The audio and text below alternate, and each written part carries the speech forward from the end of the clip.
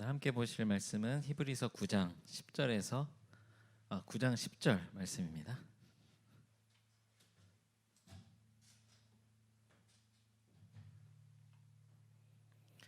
9장 10절 말씀 우리 한 목소리로 같이 읽겠습니다. 시작. 이런 것은 먹고 마시는 것과 여러 가지 씻는 것과 함께 육체의 예법일 뿐이며 개역할 때까지 맡겨둔 것이니라. 아멘. 할렐루야. 오늘 이 시간도 또 하나님 사모하는 마음으로 우리 이렇게 교회에 나와서 예배하는 우리 모든 주님의 청년들, 또 우리 청년 공동체 주님의 이름으로 환영하고 축복합니다.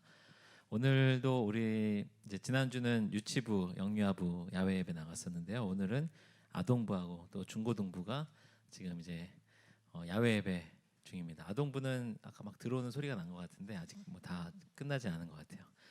네, 그래서 우리 청년들 선생님으로 섬기면서 많이 이 자리에 같이 못 하고 있는데, 우리 또 한 가지 이제 미리 광고하면은 다음 주 주일에는 우리 추수감사 주일이에요. 근데 이제 추수감사 주일을 우리 항상 이제 무슨 교회 행사들이 있어서 다음 주에 우리 찬양제로 같이 연합으로 우리가 예배드립니다. 그래서 우리 오후 예배 위에 이제 11층에서 같이 예배 드릴 예정입니다.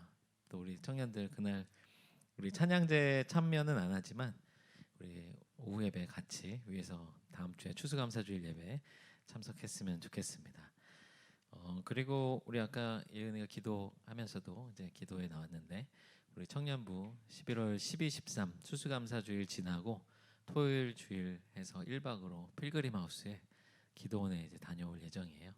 우리 청년들 같이 많이 참여해서, 또 기도원이라고 그러니까 막 너무 기도만 하는 시간이 아닐까, 또 그걸 원하는 청년들도 있겠지만 또 그런 시간은 아니고 같이 교제도 하고 또 거기 장소가 이제 좋아서 좀 힐링도 하고 또 그런 시간이니까 우리 청년들 많이 참여하면 좋겠습니다. 오늘 우리 이제 성수 형제 찬양 인도해 줬는데, 사실은 오늘 같은 날 이렇게 주일 예배 드리면서 찬양 인도하는 게 참 마음이 어렵습니다.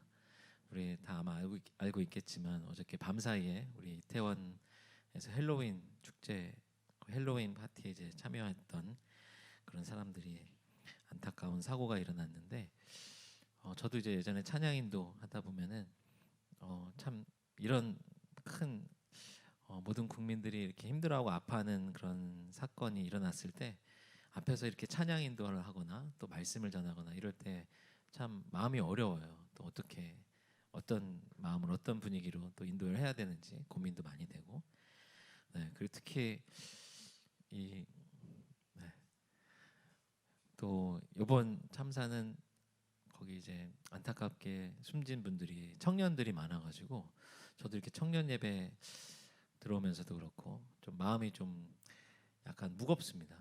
청년들 거기에 물론 어떤 이유로 갔는지 또 그 헬로윈 문화가 어떤 문화인지 뭐 이런 걸 떠나서 우선 안타깝게 그런 사고가 일어났는데, 참 하나님은 왜 또 이런 일을 또 그냥 일어나게 하셨을까? 또 이 상황 가운데 또 하나님은 어떻게 하고 계실까?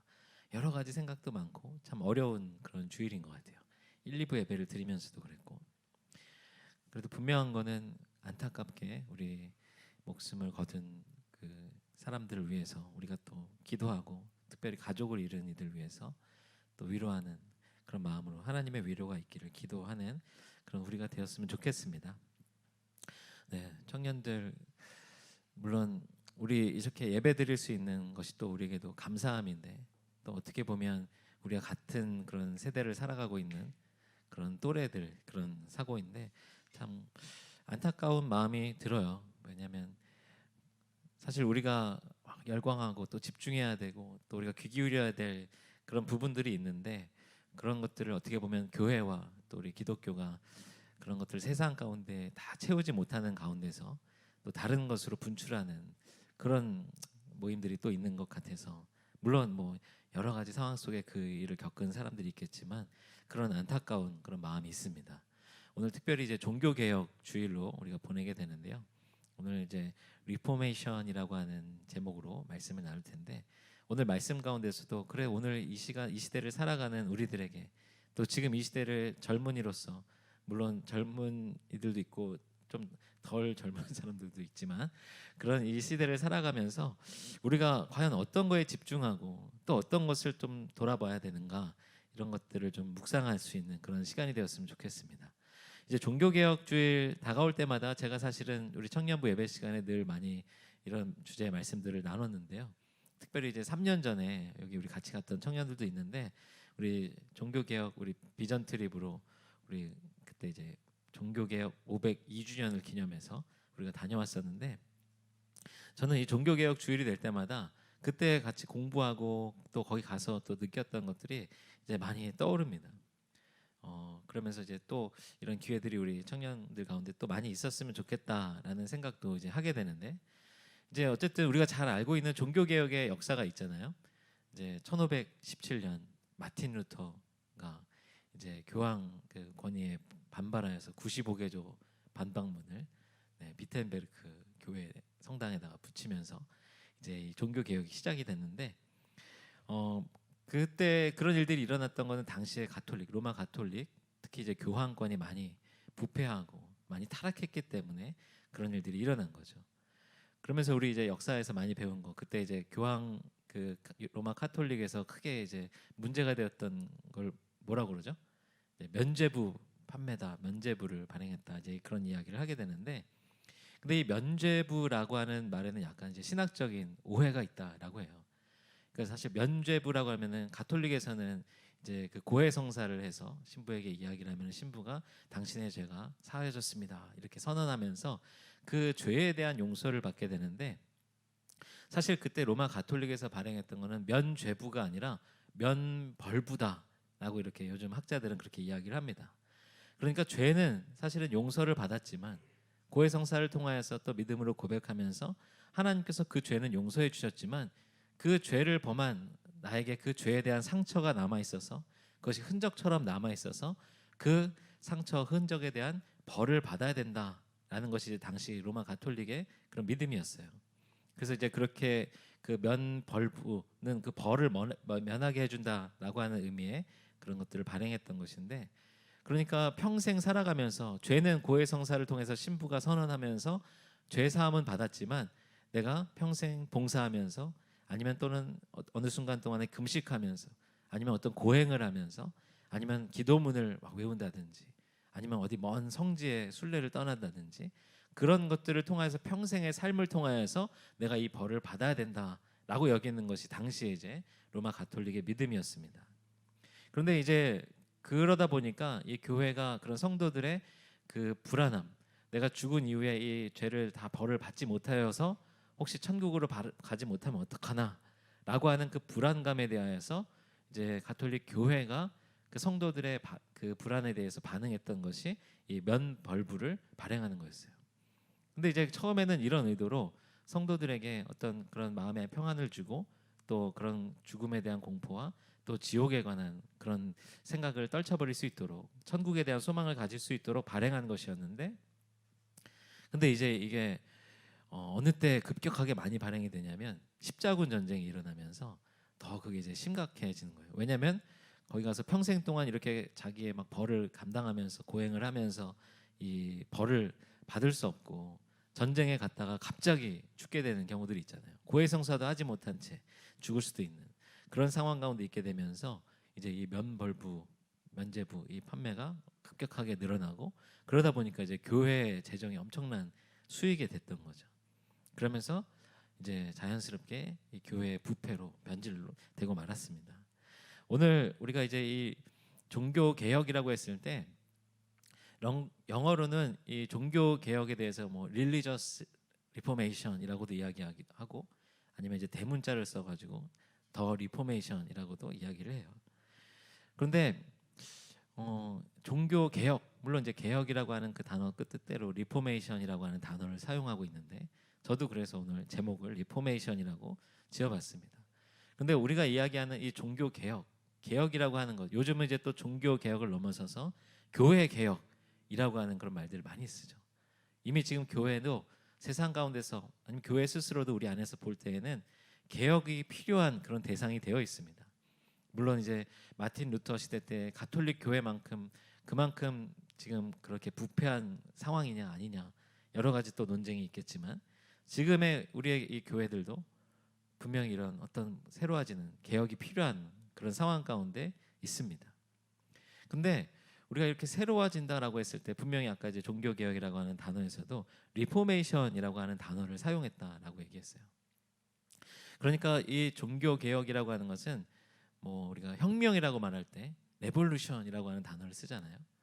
그러니까 뭔가 완전히 이 교회가 지금의 이 교회 모습이 완전히 사라지고 뭔가 새로운 체제가 등장하는 그런 개혁을 말하는 것이 아니고, 또 우리가 이제 뭐 트랜스포머라고 그래, 트랜스포메이션, 어떻게 보면 이제 변신이라고 할 수 있죠.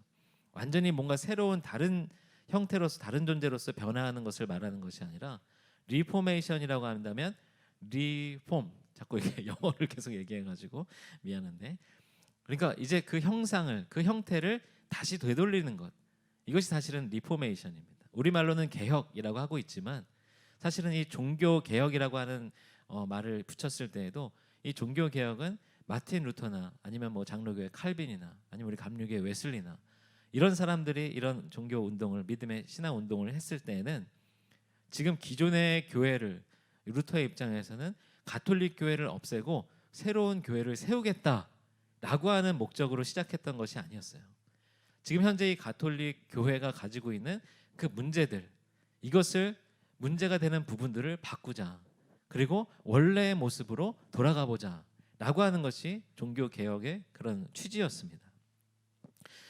우리가 축구 경기에서도 보게 되면 이제 뭐 442, 뭐 343, 뭐 이런 포메이션이라고 하는데 우리 자매들은 잘 모를 수도 있지만, 그러나 이 포메이션으로 뭐 처음에 이제 축구 경기를 할 때 이제 월드컵이 다가오고 있는데, 뭐 우리나라에도 만약에 이제 433, 뭐 343, 어떤 그런 포메이션을 만든다고 했을 때, 요즘은 또 막 더 복잡해져 가지고 4231 막 이렇게 이제 여러 가지 포메이션이 있습니다. 그런데 이제 막 경기가 잘 풀리지가 않아요. 그럼 이제 어떤 지역에서 공격이 활발하게 잘 안 되고 자꾸 어떤 부분이 이제 자꾸 이제 뚫리게 되고, 그러면 이제 선수 교체를 하거나 포메이션을 바꿔야 되겠죠. 그런데 그때 지금 우리 너무 못하니까 11명 다 나와, 새롭게 다시 11명 다 들어가. 물론 이제 엔트리는 그렇게 돼서 하지만, 근데 물론 교체도 그렇게 다 무조건 바꿀 수 있는 허용이 되진 않죠. 그렇게 바꾸는 것이 아니라 이제 1명, 2명 정도의 선수를 교체해서, 또는 포메이션을 아까 얘기한 대로 뭐 442에서 343, 4231 뭐 이렇게 포메이션을 변형을 하게 됩니다. 우리가 이야기하는 개혁이라고 하는 것은, 그래서 우리가 여기서 기억해야 될 것은 교회 개혁, 뭐 종교 개혁, 우리 기독교 개혁, 이런 이야기들을 참 많이 듣는 시대인데, 그러면 지금 다 바꿔야 되는가? 지금 그동안에 우리가 했던 건 다 잘못된 것인가? 그렇지는 않다는 겁니다. 그럼에도 불구하고 분명히 우리가 변화돼야 될 부분들이 있다라고 하는 것.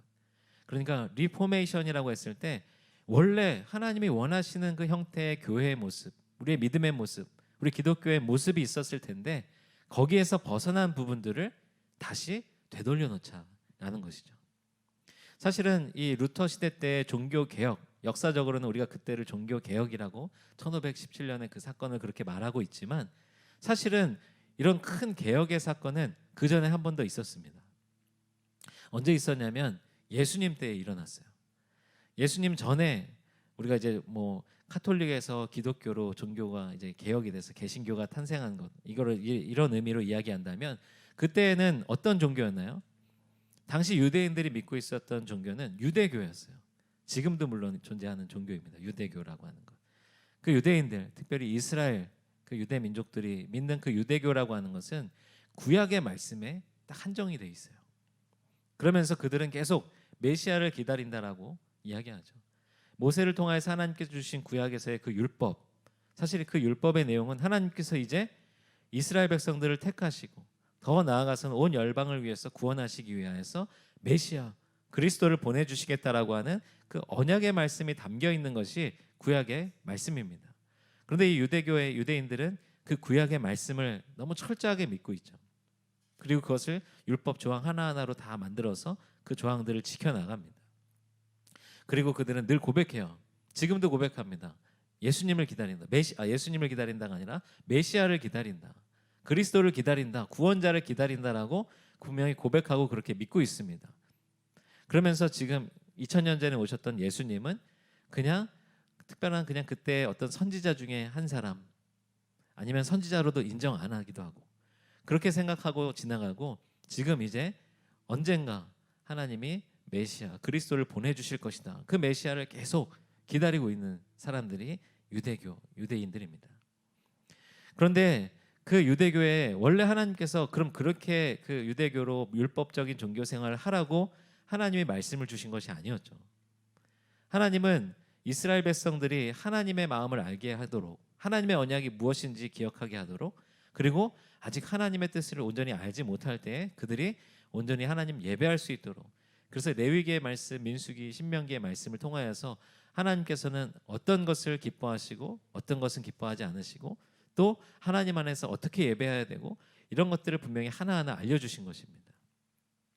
그러면서 이제 그것들을 지키다 보니까 거기에 너무 익숙해지고, 하나님의 뜻을 알고 하나님의 뜻대로 살아가는 것이 중요한 것이 아니라 지금 이거를 지키는 것, 이 율법대로 행하는 것, 이것이 더 중요해져 버린 것이 바로 유대교였습니다.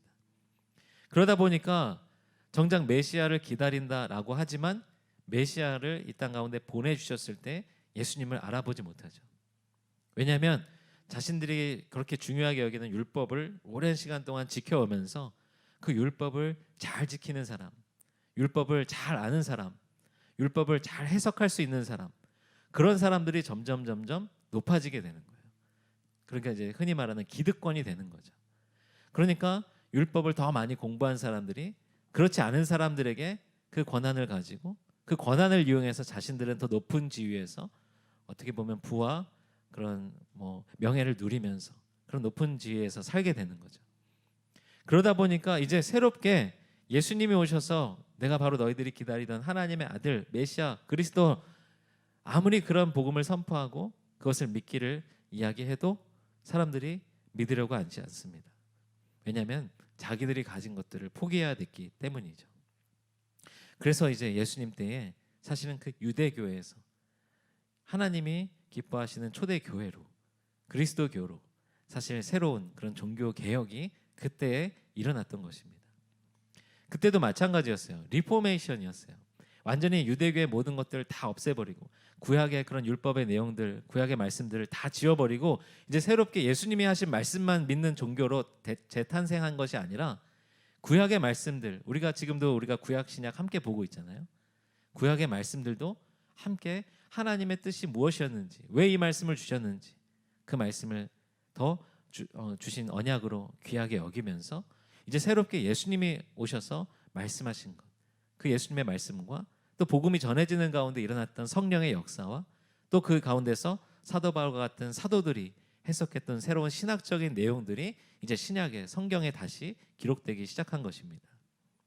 그러니까 사실 마틴 루터의 종교 개혁 이전에 예수님을 통하여서, 그리고 초대교회의 사도들을 통하여서 사실 하나님께서는 변질된 유대교에서 새롭게 기독교로, 초대교회의 모습으로 다시 개혁을 일으키셨던 것입니다. 그리고 그 초대교회라고 이야기하지만 그 초대교회는 점점 강력한 기득권이 되어서 로마의 교황권이 더 강해지는 그 시대가 되면서 이제 또 부패하게 되고 또 개혁이 필요한 시대가 되었던 것이죠. 어떻게 보면 지금 이 시대에 우리에게 필요한 개혁이라고 한다면 뭐가 있을까요? 우리가 교회의 모습들 보면서 교회는 이래야 되는데, 사실 하나님이 기뻐하시는 교회의 모습은 이런 모습일 텐데, 아마 제가 굳이 여기서 하나하나 다 이야기하지 않아도 여러분들 가운데 이렇게 떠오르는 모습들이 있을 거예요. 특별히 우리 청년들은 교회를 보면서 원래 교회는 이런 모습이어야 되는 거 아니야? 원래 세상에서 교회는 이런 역할을 해야 되는 거 아니야? 우리가 가지고 있는 그런 생각들대로 사실은 이제 교회가 달라져야 됩니다. 리포메이션이 일어나야 돼요. 새로운 다른 지금의 이제 우리 기독교 교회가 아닌 다른 어떤 새로운 교단, 새로운 어떤 그런 종교의 모습으로 교회가 다시 재탄생하는 것이 아니라 지금 우리 가운데 있는 모습 가운데서 하나님이 원래 우리에게 기대하셨던 그 모습들대로 돌아가는 것, 그것이 필요한 때죠. 오늘 이제 저는 그것들의 이제 어떤 실천적인 내용들이라기보다는 루터가 강조했던 이제 종교 개혁의 5대 강령이라고 이야기하는데, 그 이야기들을 좀 이야기하면서 그래서 우리의 교회의 모습 또 이렇게 바뀌게 되지만 더 나아가서는 사실 우리 교회의 모습이 개혁되는 것 이전에 우리 한 사람 한 사람 우리 청년들 한 명 한 명의 신앙이 우리의 삶이 변화돼야 되는 것인데 그럼 지금 내가 어떻게 신앙생활하고 있는지 한번 이 루터의 5대 종교 개혁 강령을 통하여서 우리 오늘 제가 이런 역사 얘기 막 이렇게 어려운 얘기들이 많이 나오니까 오늘 좀 이렇게 힘든 시간인 것 같아요. 네. 그래도 오늘 종교개혁 주일이니까 또 역사와 함께 연결해서 한번 공부도 하면서 좀 말씀을 나눠보겠습니다. 먼저 5대 강령 중에 하나는 솔라 피데라고 해서 오직 믿음 많이 이제 들어봤을 거예요. 오직 믿음으로만 우리가 구원받을 수 있는 거죠. 근데 그 로마 가톨릭 당시에는 어땠어요? 헌금을 내고 돈을 많이 내고 면죄부를 받으면 면벌부를 받으면 지옥에 가지 않고 천국에 갈 수 있다. 구원받을 수 있다라고 하는 것이죠. 다른 것들을 많이 강조합니다. 먼저 우리 안에 진짜 하나님을 믿는 그 믿음이 내 안에 분명하게 확고하게 있는가. 먼저 우리가 그것을 점검해야 되겠죠. 그 다음에 이제 솔라 스크립투라라고 이야기합니다. 오직 성서. 네. 우리가 어떤 것들을 분별할 때 그 분별하는 내용들이 사실 성경의 그 말씀을 바탕으로 일어나야 됩니다. 어떤 신앙적인 그런 갈등과 고민이 있을 때는 특별히 더하고요. 어떤 세상에 일어나는 일들, 뭐 세상에서 말하는 그런 여러 가지 가치들 거기에 대해서 우리가 판단할 때도 그냥 내 생각으로 이야기하는 것이 아니라 어떤 교회의 전통으로 그냥 어떤 교회 생활하는 그 분위기로 우리가 판단하는 것이 아니라 이 내용에 대한 부분들이 분명히 성경에 어떻게 기록되어 있는지 우리가 그런 것들을 살펴야 됩니다. 그러니까 우리가 말씀을 읽는 것, 성경을 보는 것이 굉장히 중요한 것이죠. 오직 성서로 우리가 오직 성서로 집중하자라고 하는데 사실 성경의 내용을 모른다면 문제가 있는 것이겠죠. 그 다음에 이제 솔라 그라치아라고 해서 오직 은총으로 오직 은혜로만 구원받는다라고 이야기합니다. 그러니까 우리가 아무리 내가 하나님을 잘 믿는다고 해도 내가 정말 이 성경을 잘 읽어서 성경의 내용들을 너무 잘 안다라고 해도 하나님이 우리를 구원하시지 않겠다라고 하면 구원받을 수 없는 거죠. 내가 하나님을 믿는 그 믿음만큼 하나님께서 우리에게 먼저 선행해 주신 것이 예수 그리스도를 이 땅 가운데 보내시고 십자가의 고난 가운데서 나의 죄를 사하시고 죽임당하게 하신 것, 그것이 바로 하나님의 은혜였습니다.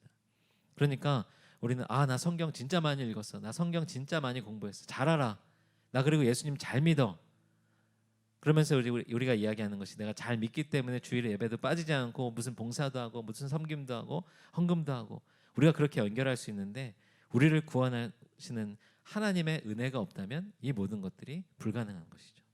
그러니까 오직 은혜로 우리가 구원받는다라는 것입니다. 그러니까 우리의 신앙생활 가운데 내가 정말 하나님의 그 은혜에 집중하고 있는가, 그 은혜에 감사하는 마음이 있는가, 그것을 점검하길 원합니다. 그 다음에 이제 또 솔루스 크리스투스라고 이야기합니다. 이거는 오직 그리스도라고 하는 뜻이에요. 당시 로마 가톨릭으로 이야기하면 그때는 물론 그리스도 예수님 중요하게 여겼지만 그거 말고도 교황, 그 다음에 성모 마리아, 그 다음에 성자, 성인들, 베드로, 여러 가지 다른 지금 우리의 믿음의 구원의 중개자 역할들을 하는 이들이 있다라고 생각을 했습니다. 그런데 그렇지 않아요. 분명히 하나님께서는 예수 그리스도, 독생자 그리스도를 통하여서만 우리가 구원받을 수 있게 해주셨습니다. 어떤 훌륭한 교황, 그 교황한테 어떤 말씀을 들어서 우리가 구원받을 수 있는 것이 아니고, 또 우리가 카톨릭에서 우리가 그 기독교 믿음 이 교리하고 가장 나눠지는 부분 중에 하나가 이제 성모 마리아에 관한 이야기인데, 이제 성모 마리아는 우리 기독교에서는 볼 때는 물론 성령으로 잉태해서 예수님을 이제 낳았지만, 그러나 그 성모 마리아 자체는 분명히 인간입니다. 그러니까 그 인간으로서는 어떤 구원의 역할도 감당할 수 없는 것을 하나님께서 예수 그리스도를 보내셔서 그 구원의 길을 열어주셨기 때문에 카톨릭에서는 이제 성모 마리아를 너무 이제 중요하게 여기지만 우리 기독교에서는 그렇지 않아요. 오직 예수님 한 분을 통하여서만 우리가 구원받을 수 있다라고 하는 것. 그러니까 우리 이 얘기는 뭐냐면 구원받을 수 있는 길은 우리에게는 오직 예수님밖에 없다라는 겁니다. 그러니까 내가 정말 잘 믿고 성경 너무 잘 알고 그리고 하나님께서 은혜로 주신 것 그 감사도 우리가 잘 알고 있지만, 그런데 예수님에 대한 그 믿음이 우리 가운데 없다고 한다면 우리의 구원은 다시 점검해 봐야 하는 것입니다. 그 다음에 이제 솔리데오 글로리아라고 해서 오직 주님의 영광을 위하여서. 우리가 지금 교회, 기독교에 요즘에 그런 문제들이 있다고 해서 지금 우리가 달라져야 된다, 개혁해야 된다, 리포메이션 해야 된다라고 이야기할 때 그 이유는 무엇입니까? 교회에 더 성도들 많이 오게 하기 위하여서. 지금 이러다가는 교회 헌금도 줄고 교회가 어려워질 수 있으니까, 이제 교회 이미지 쇄신을 해야 되니까. 그런 이유가 아니죠. 오직 하나님의 영광을 위하여서. 하나님의 영광을 위한다는 것에는 여러 가지가 포함될 수 있겠지만, 세상 가운데서 지금 하나님께서 우리에게 위하여서 예수 그리스도를 보내주셨다라고 하는 그 구원을 선포하는 것, 복음을 전하는 것에 있습니다. 그러니까 우리 교회가 새로워지고 내 신앙이 지금 새로워지고 우리 안에 개혁의 리포메이션이 일어나야 되는 이유는 교회가 조금 더 잘 지속되기 위하여서, 지금 우리 교단이 조금 더 살아나기 위하여서, 내가 조금 더 잘 살기 위하여서, 내가 조금 더 하나님의 은혜로 좀 평안하기 위하여서, 그런 것이 아니라 오직 주님의 영광을 위하여서. 그 가운데서 이 주님의 영광을 위하는 길은 우리가 복음을 전하고 빛과 소금의 역할을 감당하고, 세상 가운데 지금 다른 가치의 사람들이 마음이 쏠리지 않고 복음의 진리에 귀를 기울일 수 있도록 하는 것, 그것을 위하여서 우리가 개혁해야 하는 것이죠. 오늘 읽었던 말씀, 이제 히브리서 말씀 우리가 함께 읽었는데요, 이런 것은 먹고 마시는 것과 여러 가지 씻는 것과 함께 육체의 예법일 뿐이며, 그러니까 당시 그 유대인들이 중요하게 여겼던 것, 율법적인 것들, 이것은 정하다 부정하다라고 해서 이런 경우에는 이렇게 해야 된다, 씻어야 된다, 이런 것은 정결하게 이런 예법을 거쳐야 된다, 먹는 거에 음식에 있어서도 얼마나 그들이 중요하게, 지금도 그들은 이제 코셔라고 해가지고 아무거나 먹지 않습니다. 이제 다 정해진 방법대로 도축하고 정해진 방법대로 요리한 그런 음식들만 먹을 수가 있어요. 그런데 오늘 이 히브리서 말씀을 통하여서 이것은 그냥 육체를 위한 예법이었을 뿐이고 개혁할 때까지만 맡겨둔 것이다 라고 그렇게 기록하고 있습니다. 그러니까 그 개혁할 때까지라고 얘기했을 때 이 히브리서의 말씀은 그 개혁할 때는 사실은 예수 그리스도가 이 땅 가운데 오셨던 그 때를 말하는 것이었어요. 이 개혁할 때까지라고 하는 말씀은 헬라어로 원어로 다시 해석을 해보게 되면 똑바로 바로잡는 때라고 이제 이야기할 수 있습니다. 그러니까 개혁할 때라고 했지만 이것을 더 쉽게 풀이하면 똑바로 바로잡는 때라고 이야기할 수 있는데, 그러니까 구약의 율법 너무 중요하다 여기면서 이렇게 하는 것이 하나님이 기뻐하시는 거다, 이렇게 하는 것이 하나님이 기뻐하시는 예배다, 제사다 생각하면서 너무 열심히 지켰는데, 그런데 그것은 언제까지예요? 개혁할 때까지, 다시 똑바로 잡을 때까지. 그런데 그 일을 행하기 위해서 예수님이 이 땅 가운데 오신 것입니다. 그런데 로마 가톨릭의 그 변질과 같이 그렇게 되었을 때, 물론 이 종교개혁 마틴 루터나 칼빈이나 이런 사람들에 대해서 이야기하는 것이 막 이들을 너무 막 우상화시켜가지고 얘기하는 것이 굉장히 조심스러워요. 왜냐하면 우리 그때 갔던 우리 팀들도 같이 공부했지만, 우리 종교개혁의 중요한 그런 신학적인 그런 의미들이 있지만, 사실 이 사람들이 그 종교개혁 이후에 또 다른 기득권이 되면서 행했던 일들 가운데는 되게 또 안 좋은 일들도 많이 있었거든요. 그러니까 자기들의 가치가 너무 중요하다라고 여기면서 그것이 어떻게 보면 하나님께서 원하셨던 그런 새로운 그런 교회의 원래의 그 모습대로 돌아가는 일들은 시작했지만, 그러나 그 시작되고 난 다음에 이 사람들도 역시 조금씩 변질되는 그런 실수를 하고 말았어요. 그래서 이런 이야기를 합니다. 개혁교회, 이제 종교 개혁을 통하여서 탄생한 개신교, 개혁 교회들은 끊임없이 개혁해야 된다라는 이야기를 해요. 그러니까 이거는 지금 이제 너무 우리가 부패했어, 너무 이제 변화됐어, 변질됐어, 이건 지금 하나님이 원하시는 모습이 아니야 라고 했을 때 우리가 다시 그때로 돌아가자, 그 모습을, 원래의 모습을, 하나님 기뻐하시는 모습으로 돌아가자 라고 할 수 있지만, 그렇게 완전히 부패해지고 망가진 다음에 돌아가는 것, 이거 말고 날마다 새롭게 개혁하는 것, 날마다 새롭게 원래대로 돌아가고자 노력하는 것, 이것이 필요하다라는 이야기입니다. 우리 청년들, 아직 청년의 때 여러분들의 그 신앙생활의 연수가 그래도 생각해 보면은 20년, 30년, 많게는 40년이라고 하면은 그래도 꽤 긴데, 그런데 우리의 이 신앙의 모습 가운데 오늘 우리가 돌아볼 것, 아까 이제 종교개혁의 5대 강령을 통하여서도 우리가 점검해 봤지만, 그것 말고도 지금 하나님이 원하시는 모습은 이런 모습인 것 같은데 우리가 느껴지고 알면서도 그대로 하지 못하는 것, 고치지 못하는 것, 돌아가지 못하는 그런 모습들이 있다고 한다면 오늘 이 시간 우리가 개혁하면 좋겠습니다. 그리고 오늘 개혁하고 그리고 다음 주 또 개혁하고 계속 이 개혁이라고 하니까 단어가 어렵지만 계속 나의 신앙을 점검하고 다시 하나님이 원하시는 모습은 이런 모습이야.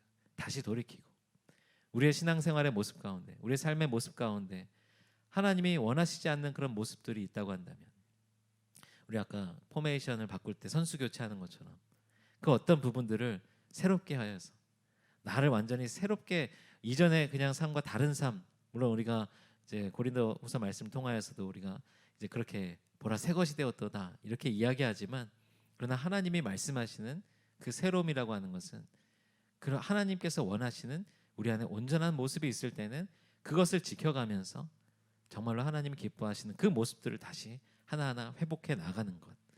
우리의 신앙생활 가운데도 분명히 여러분들 안에 그런 모습들이 있다라고 믿습니다. 하나님을 믿게 됐을 때 하나님 주신 그 처음에 신앙의 그런 경험과 체험과 그런 감동 가운데 그리고 내가 열정적으로 신앙생활 했었을 때 내가 말씀을 은혜 받았을 때 내가 예배드리면서 기도할 때마다 눈물이 나왔을 때 찬양할 때마다 기쁨이 넘쳤을 때 그 순간들을 기억하면서 하나님이 원하시는 모습에서 멀어져 있는 나의 신앙의 모습들이 있다고 한다면 오늘 우리가 개혁하는 시간, 리포메이션 하는 시간, 다시 원래대로 돌이키는 시간이 되기를 주님의 이름으로 축원합니다.